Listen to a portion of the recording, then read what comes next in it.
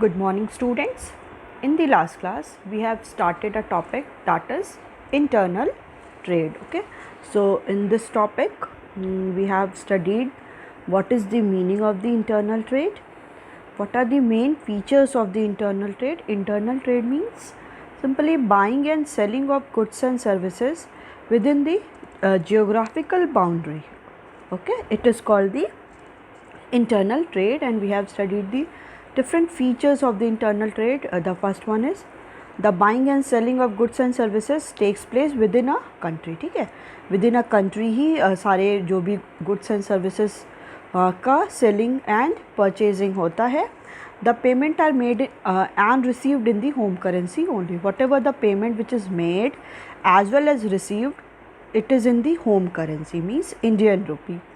Next one is there are no or very few formalities to be completed by the traders. Okay, so trader have to complete a very few or no formalities when he or she is doing the internal trade. Next one is various local modes of transport can be used for the transfer of goods and services. Okay, there are different kinds or the modes of the transportation through railway or the road as well as from the airway. So from these local modes of transportation, the goods are transferred from one place to another place. Okay, so we have also studied what are the different types of the internal trade, in which we have studied the wholesale trade and the retail trade. Okay, internal trade are of two types, that is wholesale trade and the retail trade. So what we have studied the wholesale trade. Wholesale trade means trade in which goods are sold in the large quantity. Okay, the person who carries these business or the trade, wholesale trade, it is he is called or she called as wholesaler. Okay, so wholesaler buys the goods from the manufacturer in the large quantity and sold it to the retailer in the small quantity. कि वो जो भी wholesaler होता है वो क्या करता है, जो भी क्वांटिटीज़ होती हैं गुड्स की उसको वो लार्ज क्वांटिटीज़ में मैन्युफैक्चरर से परचेज करेगा एंड देन उसको सोल्ड किसको कर देगा, वो रिटेलर को कर देगा in the small quantities. Okay, different small quantities में वो रिटेलर को सोल्ड आउट करेगा. So wholesaler act as a middle man between the manufacturer and the retailer. Okay, so wholesaler कैसे ट्रीट होता है, मैन्युफैक्चरर एंड रिटेलर के बीच का एक मिडिल मैन होता है. Okay, so what are the different features of the wholesale trade. Wholesale trade act as a link between the producer and retailer. We have already discussed. Wholesaler deals with the large quantities of goods. Wholesaler is a generally specialized in one line of product. Okay, for example stationery, food grains, medicines, etc. Wholesaler invests large amount of capital in the maintaining stock of goods. Wholesaler generally sell goods in the small lots to the retailer and generally does not sell to the ultimate consumer. Okay, जो wholesaler क्या होते हैं वो goods को small lots में retailer को sold out करते हैं एंड जनरली वो लोग डायरेक्टली कस्टमर और कंज्यूमर के डायरेक्टली कॉन्टैक्ट में नहीं आते हैं. So the margin of profit of the wholesaler is low. जो प्रॉफिट का मार्जिन होता है होलसेलर का वो क्या होता है, बहुत ही लो होता है. Wholesaler is the first intermediary in the distribution chain. Okay, distribution chain is manufacturer, then wholesaler, then retailer, after that consumer. Okay, so for the manufacturer, wholesaler is the first intermediary chain in the distribution channel. Okay, so we have also started a topic that is services of the wholesaler. What are the different services of the wholesaler which is provided to the manufacturer and the retailer, and we all are discussing the services to the manufacturer which is provided by the wholesaler. As we already discussed, the facilitate large scale production and economies of scale, help in marketing function and expert advice. Okay, till here we have already discussed So in today's class we are going to start with the fourth services to the manufacturer, that is storage. Okay, so let's start. Wholesaler provide facility of the storage of goods by buying the goods in bulk. They relieve the manufacturer from maintaining the stock of goods. Wholesaler take the complete responsibility of storage of goods and bear the risk of theft or spoilage, etc. Okay, wholesaler provide facility of storage of goods. Okay, wholesaler क्या होता है, वो provide क्या करता है, facility of storage of goods, कि goods को storage में रखने का मतलब जो स्टोरेज होता है, वेयर हाउसेज होता है, कोल्ड स्टोरेज होता है, उसको क्या है वो फैसिलिटी प्रोवाइड करता है by buying the goods in bulk. ठीक है, वो मैन्युफैक्चरर से क्या करता है, बल्क अमाउंट में, लार्ज अमाउंट में गुड्स को परचेज़ कर लेता है फ्रॉम द मैन्युफैक्चरर और उसको वो स्टोरेज में कीप सेफली वो रख देता है. They relieve the manufacturer from maintaining the stock of goods. ठीक है, वो मैन्युफैक्चरर जो है, जो कमोडिटी को मैन्युफैक्चर कर रहा है, उसको एक रिलीफ प्रोवाइड करता है for maintaining the stock of goods, कि अब होलसेलर को क्या करना है, वही क्या करेगा, सारा स्टॉक ऑफ गुड्स को मेंटेन करेगा. अब मैन्युफैक्चरर को कोई स्टॉक मेंटेन करने की ज़रूरत नहीं है. Wholesaler take the complete responsibility of storage of goods. Okay, wholesaler क्या करता है, सारी रिस्पॉन्सिबिलिटी अपने ले लेता है स्टोर करने के गुड्स को and bear the risk of theft और स्पॉइलेज एक्सेट्रा. और ये सारे रिस्क को भी बेयर करता है कि अगर थेफ्ट हो जाए, चोरी हो जाए या स्पॉयल हो जाए, पूरे डिस्ट्रॉय हो जाए, ऐसे सारे रिस्क भी कौन लेता है, होलसेलर लेता है. Okay, now next one is financial assistance. Wholesaler provides financial support to the manufacturer by the buying the goods for the cash. Sometimes he pay in advance while placing order. Therefore, manufacturer have to invest minimum capital in their business. Okay, so financial assistance भी provide करता है, financial help भी provide करता है, because wholesaler provide financial support to the manufacturer by buying the goods for cash. ठीक है, wholesaler क्या करता है कि मैन्युफैक्चरर से सारे गुड्स को क्या है, कैश में ही परचेज़ कर लेता है. मींस वो क्रेडिट पे नहीं लेता है कि आज वो ले रहा है कल पेमेंट करेगा, नहीं, वो उसको सब कुछ कैश में ही लेता है, उन सारे गुड्स को कैश पेमेंट कर देता है. Sometimes he page in advance while placing order. ठीक है, कभी कभी क्या करता है वो होलसेलर, वो कोई भी गुड्स जो उसको प्लेस करना है, जो उसको लेना है, उसके पहले ही वो उसको क्या करता है, एडवांस पे कर देता है. Therefore, manufacturer have to invest minimum capital in their business. इसलिए क्या है कि जो मैन्युफैक्चरर होता है उनको अपना कैपिटल है वो बहुत मिनिमम ही इन्वेस्ट करना पड़ता है, क्योंकि होलसेलर उनको एडवांस में पेमेंट कर देता है, तो मैन्युफैक्चरर उसी अमाउंट को क्या करते हैं, वो प्रॉपरली यूटिलाइज कर लेते हैं. Okay, next one is bearing risk. Okay, bearing risk. The wholesaler deal in goods in their own name, take delivery of the goods and keep the goods in the large lots in their warehouses. In the process, they bear variety of risks such as risk of fall in prices, theft, spoilage, fire, etc. Okay, जो manufacturer होता है वो जो wholesaler होता है वो क्या करता है, बल्क अमाउंट में सारे गुड्स को परचेज़ कर लेता है फ्रॉम द मैन्युफैक्चरर. फिर वो क्या करता है, उनको स्टोरेज जो भी उनके वेयर हाउसेज हैं, कोल्ड स्टोरेज है, उस पर वो अपना सेफली रख लेता है. बट ऐसा हो सकता है कि होलसेलर क्या करता है, ऐसे बहुत सारे रिस्क को भी बेयर करता है. कैसे रिस्क है कि फॉल इन प्राइसेस, कि जो भी गुड्स वो स्टोरेज में रखा है, मे बी उसकी प्राइस क्या कर जाएगी, फॉल कर जाएगी. जब उसकी प्राइस फॉल कर जाएगी तो होलसेलर को लॉस होगा. थेफ्ट हो जाए मीन्स चोरी हो जाए वो सारे जो भी उसने प्रोडक्ट रखे हैं. स्पॉइलेज मीन्स सारे जो प्रोडक्ट हैं वो क्या हो जाए, स्पॉयल हो जाए, डिस्ट्रॉय हो जाए, एज वेल एज फायर लग जाए. अगर वहाँ पे जहाँ पे स्टोरेज फैसिलिटी है, वेयर हाउसेज है, वहाँ पे अगर फायर लग गई तो क्या हो जाएगा, पूरा इसका वेस्ट हो जाएगा. मतलब इसलिए क्या है, होलसेलर बहुत ज़्यादा रिस्क को भी बेयर करता है ओनली फॉर दी मैन्युफैक्चरर. ठीक है, ये सारी फैसिलिटीज़ अभी देखिए, मैन्युफैक्चरर तो कमोडिटी प्रोड्यूस कर दिया, अब वो क्या कर दिया, होलसेलर उसे सारा परचेज़ कर लिया. अब इसकी पूरी रिस्पॉन्सिबिलिटी अब किस पे है, होलसेलर पे. तो ऐसी सर्विसेज भी क्या करता है, होलसेलर प्रोवाइड करता है to the manufacturer. Manufacturer. Okay, so wholesaler deals in goods in their own name. Okay, wholesaler क्या करता है, ये सारे गुड्स को अपने नेम पे लेता है, मतलब परचेज कर लेता है.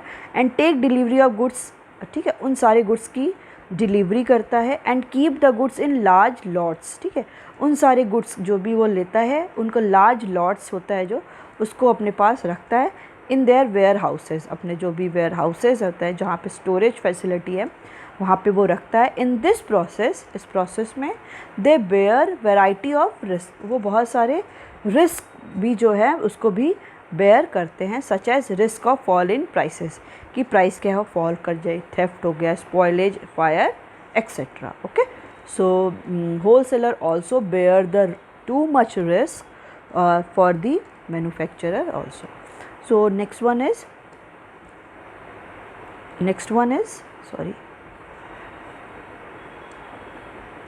facilitate production continuity. The wholesaler facilitate continuity of production actively throughout the year by purchasing the goods as when they produced and storing them till the time these are demanded by the retailer or customer in the market. Okay, wholesaler क्या करता है, facilitate करता है continuity of production.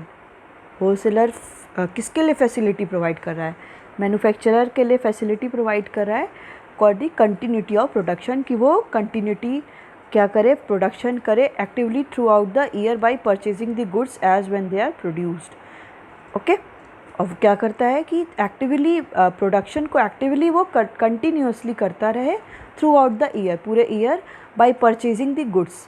ठीक है, और जो wholesaler होता है वो सारे गुड्स को परचेज करता है. And when they are produced and storing them, वो जब सारे गुड्स प्रोड्यूस हो जाते हैं, जब स्टोर हो जाते हैं, till the time these are demanded by the retailer और कस्टमर इन द मार्केट, उन सारे गुड्स को वो क्या करता है, परचेज कर लेता है और स्टोर किया रहता है अनटिल एंड अनलेस वो डिमांड कस्टमर या रिटेलर के थ्रू नहीं किए जा रहे हैं. जब तक डिमांड नहीं किए जा रहे हैं तब तक वो क्या करता है, उन सारे गुड्स को वो स्टोरेज में रख लेता है. ओके, सो ऐसी भी फैसिलिटी कौन प्रोवाइड करता है, wholesaler to the manufacturer. Okay, now the next one is services to the retailer.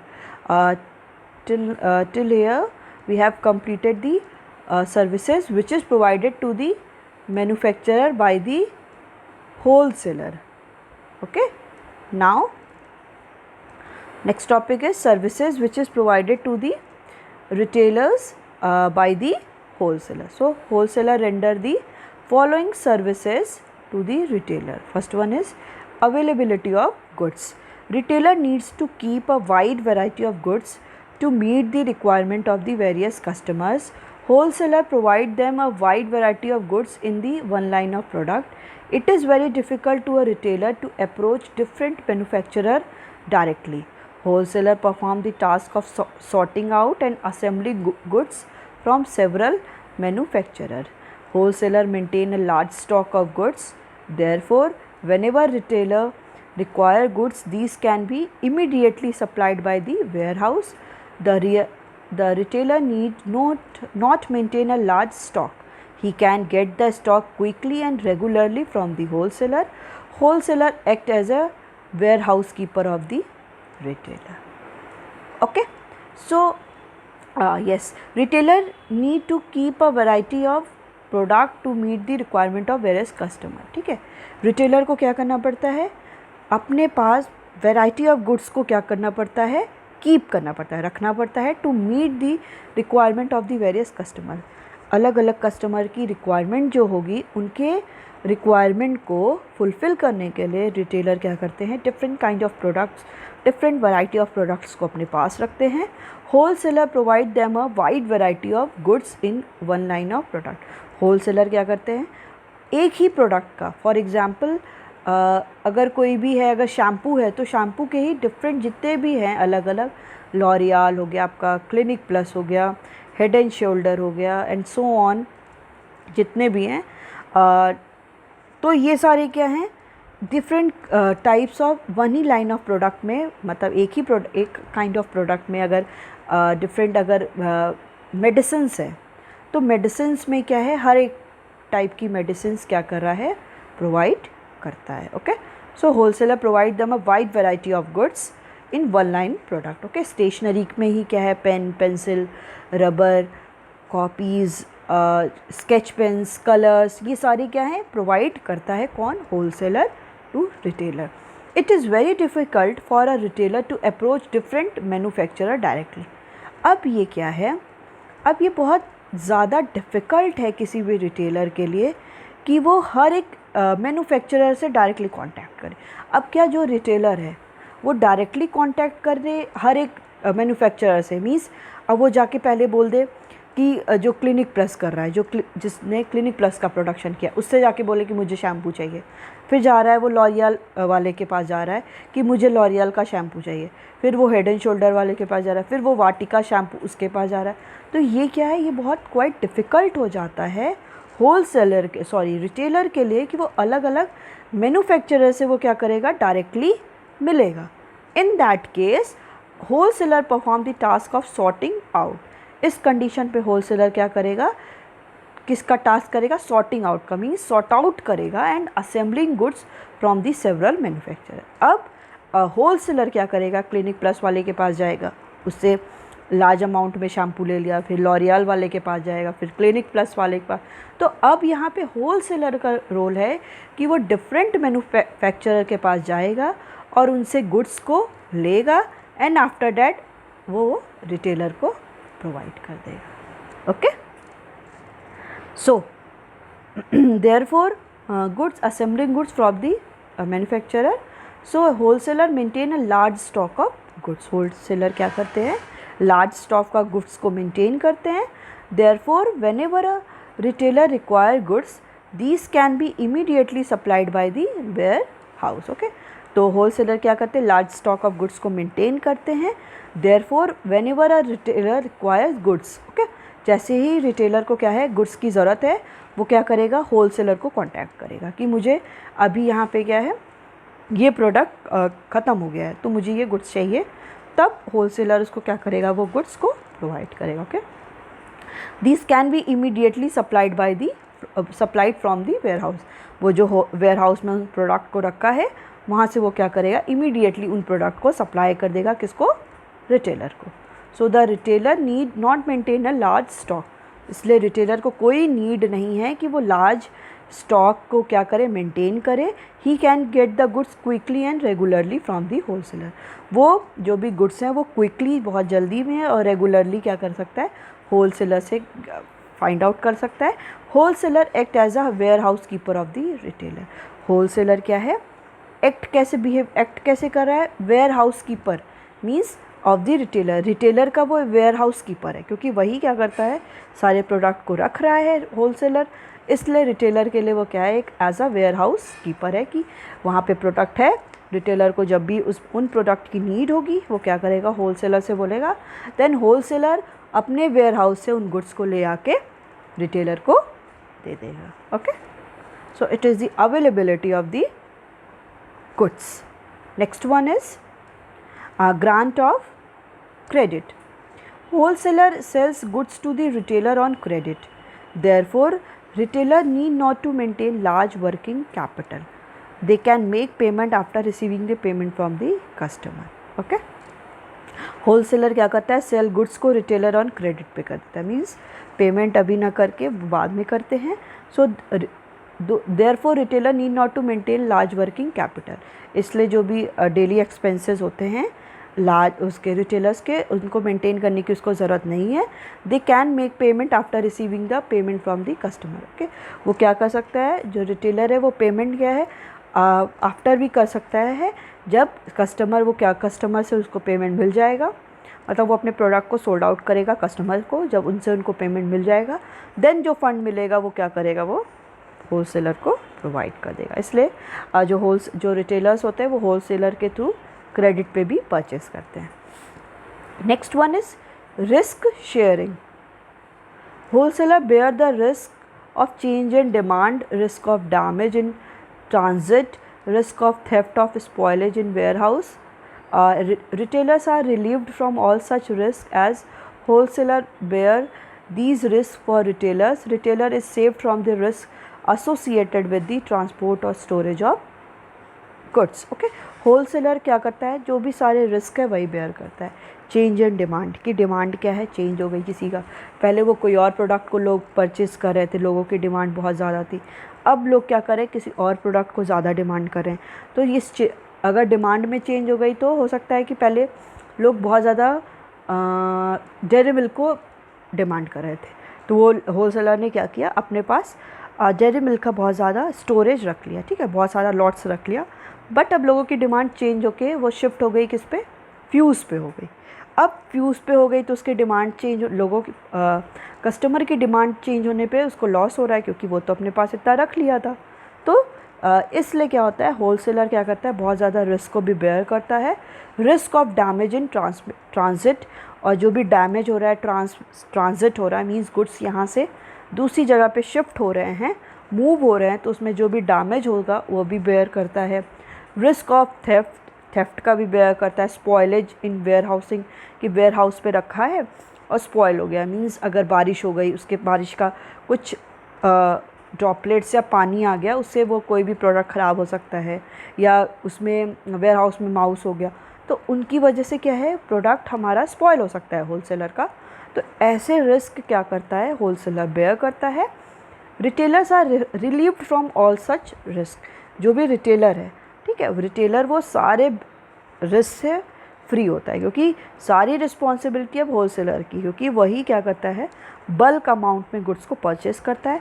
Wholesaler bear these risk for the retailer, ठीक है, होलसेलर क्या करता है, इस सारे रिस्क को बेयर करता है for the retailers.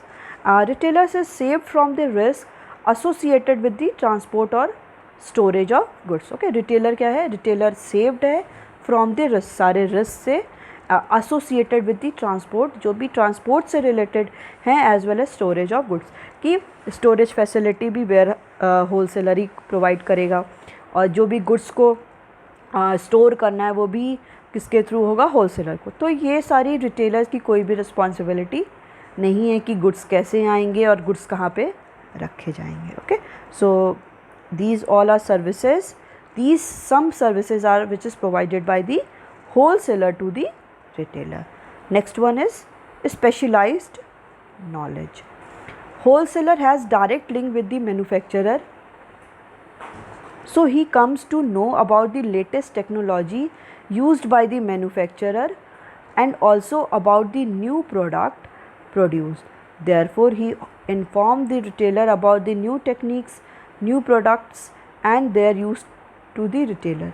A wholesaler keeps updating the knowledge of the retailer. Okay, so specialized knowledge. Wholesaler has direct link with the manufacturer, ठीक है, होलसेलर का क्या होता है, डायरेक्ट लिंक होता है किसके साथ, मैन्युफैक्चरर के साथ। So he comes to know about the latest technology, इसके थ्रू क्या होता है कि होलसेलर को बहुत सारी लेटेस्ट टेक्नोलॉजी मिलती है, विच इज़ पता चलती है, which is use by the manufacturer, जो भी मैन्युफैक्चरर यूज़ कर रहा है, and also about the new product produce, की उसके बारे में भी जानते हैं कि कौन से न्यू प्रोडक्ट क्या हुए हैं, वो प्रोड्यूस हुए हैं। Therefore he inform the retailer about the new techniques.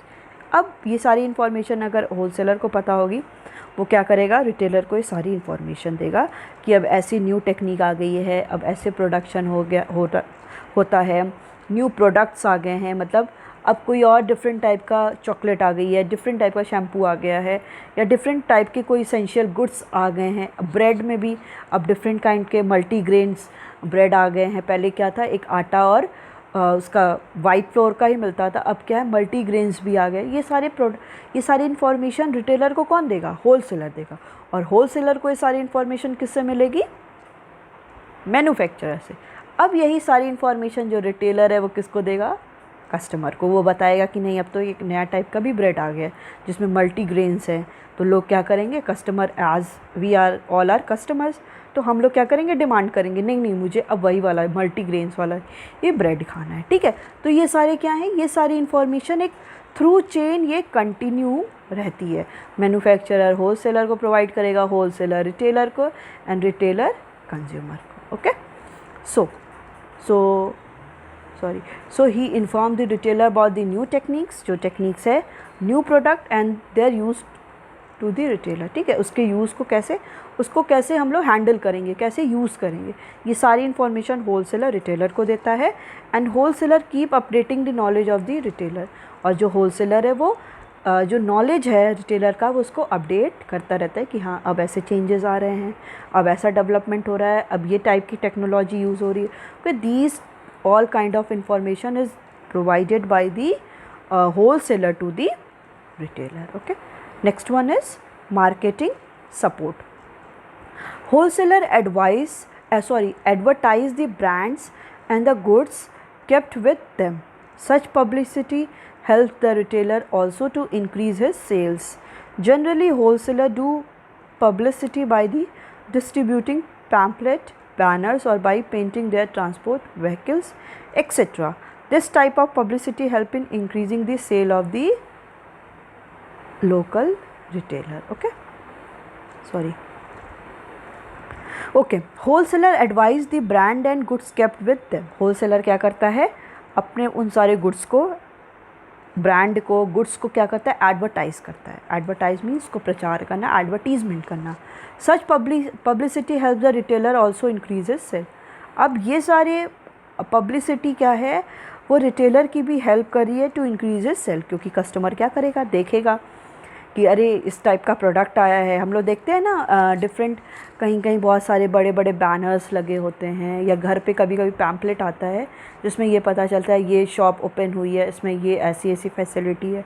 तो इससे क्या हो रहा है, रिटेलर का भी अर्निंग ज़्यादा होगा ना, कि वो कहेगा उसको लगेगा कि अब लोग कस्टमर हमारे यहाँ आएंगे, तो इससे रिटेलर का भी होता है। और होलसेलर ये सारी एडवर्टीज़मेंट करता है to increase their sales.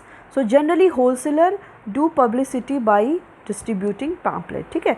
Generally wholesaler अपनी पब्लिसिटी कैसे करते हैं, पैम्पलेट्स देते हैं जो पेपर में रिटन होता है ना, ऐसे आता है जिसमें फ्री और सम काइंड की ये शॉप यहाँ पे खुली है, ये सारी इसमें फीचर्स हैं, ऐसे ऐसे जो पैम्पलेट्स आते हैं पेपर में रिटन टाइप के। और बैनर्स जो रोड पे ऐसे बड़े बड़े से लगे रहते हैं, या अपने जो भी होता है ना डिफरेंट उनकी जो वो ट्रांसपोर्ट फैसिलिटीज़ होती है, उस पर वो लोग क्या करते हैं, डिफरेंट काइंड्स ऑफ उसमें लगा देते हैं कि ये शॉप मतलब इसका है, ये इंटरप्राइजेज़ इतने प्रोडक्ट इतने ऐसे ऐसे। तो ट्रांसपोर्ट व्हीकल पे भी वो पेंटिंग करके उसको शो करते हैं। This type of publicity help in increasing the sales of the local retailer, ठीक है। ये सारी पब्लिसिटी क्या करती है, इंक्रीज़ करती है sale of the local retailer की भी सेल को इंक्रीज़ करता है। Next one is marketing support. Wholesaler perform various marketing functions and provide support to the retailers. Okay, wholesaler क्या करते हैं, डिफरेंट मार्केटिंग फंक्शंस करते हैं। It will be marketing functions, okay, different marketing functions करते हैं and provide support to the retailer को help करते हैं। They undertake advertising and other sales promotion, ठीक है। वो क्या करता है कि एडवर्टीज़मेंट करते हैं, होलसेलर क्या करते हैं, एडवर्टीज़मेंट करते हैं किसी भी प्रोडक्ट का, and other sales promotion activities, और भी सेल्स प्रमोशन एक्टिविटीज़ की वो लोग क्या करते हैं, कहीं पे फेयर लगा लेते हैं और बोलते हैं कि इतना % off, 20% off on this item, 30% off on this item, to induce the customer to purchase the goods. अब हम लोग एज अ कस्टमर क्या करते हैं, उनको देखते हैं कि अच्छा यहाँ पे इतना % ऑफ है, चलो प्रोडक्ट लिया जाए, परचेज़ किया जाए। तो ये क्या है, एक सेल्स प्रमोशन होता है। ये वो लोग दे आर नॉट सो फूल, उतने बिजनेसमैन फूल नहीं होते कि आपको फ्री में वो डिस्ट्रीब्यूट करें। उनको मेन क्या चाहिए कि मोर एंड मोर कस्टमर को वो क्या करे, अट्रैक्ट करे।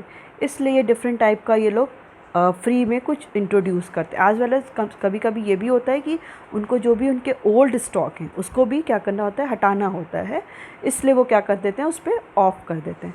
तो हम लोग क्या करते हैं, ऑफ देख के अरे 50% ऑफ है, लेवाइस पे 50% ऑफ है, 80% ऑफ है, तो अट्रैक्ट होके हम क्या करेंगे, परचेज़ करेंगे। अब 5000 और 6000 की कोई जीन्स लेने जाएगा, 50% 3000 अगर दे रहा है, तो ये सब क्या है, एक मार्केटिंग स्ट्रैटेजीज़ होती है जो सारे बिजनेसमैन अप्लाई करते हैं। Okay, the retailer are benefited as it help them in increasing the demand for the new product, ठीक है। जो रिटेलर्स हैं वो क्या है, वो बेनिफिट होता है, इनको बेनिफिटेड होते हैं as it help them in increasing the demand for the various new product, okay, क्योंकि वो जो डिफरेंट काइंड ऑफ प्रोडक्ट की डिमांड को वो इंक्रीज़ भी करते हैं. Now the last one of services to retailer is economies of scale.